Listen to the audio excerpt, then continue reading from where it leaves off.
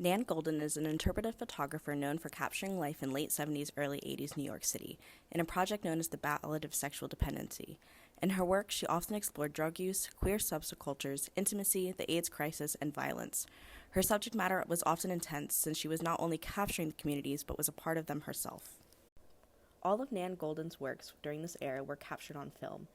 She would then show them at local art clubs with a low-budget projector before going on to make a full slideshow film out of the project, utilizing musical accompaniment from artists like the Velvet Underground.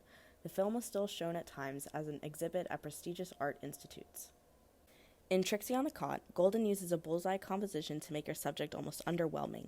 It adds to her lack of background control, which gives the photo an overall dreary feeling. The frontal light from the flash exaggerates the color of the scene, increasing the contrast between the subject and background.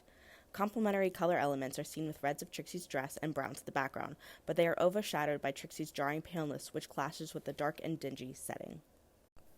This photo is considered one of Goldin's more uncomfortable works. The subject is almost hidden in the background of the photo, with eyes being first drawn to the side table with its splash of color and large lamp. The mixed lighting also adds to the eerie mood. The area before the hall has dim frontal lighting, which doesn't quite reach down the hall, but draws attention to the side table.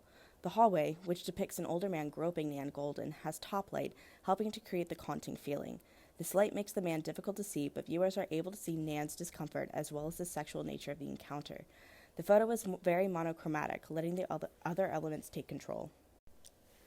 This photo is the best example of how raw and personal Goldin's work was. Goldin was in a relationship with a man named Brian that lasted a large span of her career. He was a part of a lot of her art, including this photo, which is one of the most iconic photos in the Ballad of Sexual Dependency. After reading Nan's private diary while in Paris, Brian became filled with rage, resulting in him beating Nan almost to death. She later said that when fleeing, she had to keep her hand over her eye in order to keep it from falling out.